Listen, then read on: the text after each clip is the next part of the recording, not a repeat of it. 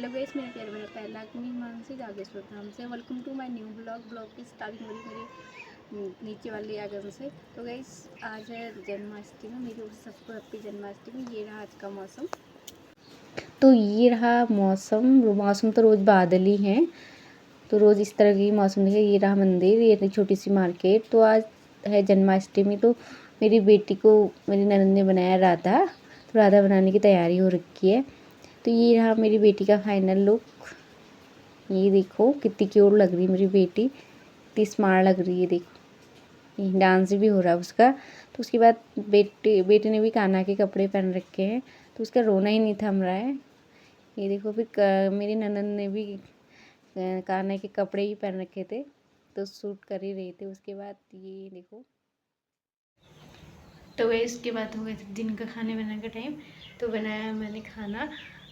मैंने तो वैसे गैस में बात ही रखा है, नीचे वाले चूल्हे में पापा बना रही है सब्जी।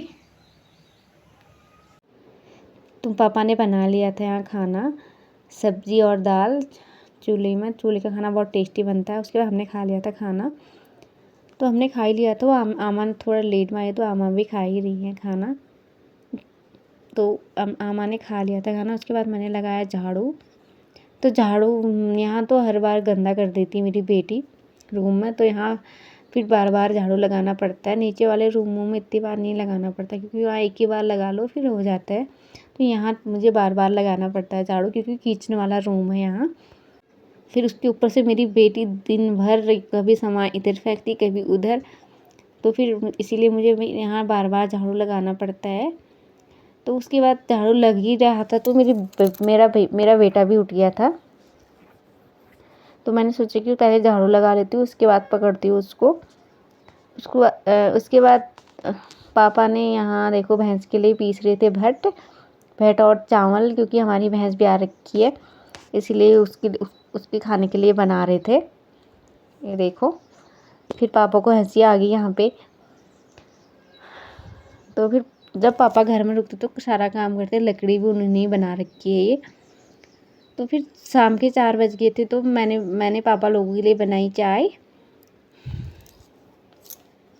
पीने का टाइम हो गया था। फिर पापा लोगों को, मम्मी और पापा को दी चाय। उसके बाद मैं सो गई थी, उठी मैं 6 बजे। तो मौसम ऐसा हो रहा था मैं बता ही नहीं सकती हूँ।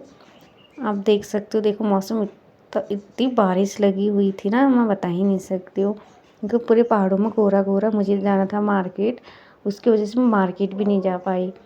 तो बारिश की वजह से बारिश इतनी हो गई थी कि मैं जा ही नहीं पाई मार्केट। मुझे बहुत ज़रूरी काम था, मैं कैसे जाती फिर इतनी बारिश में।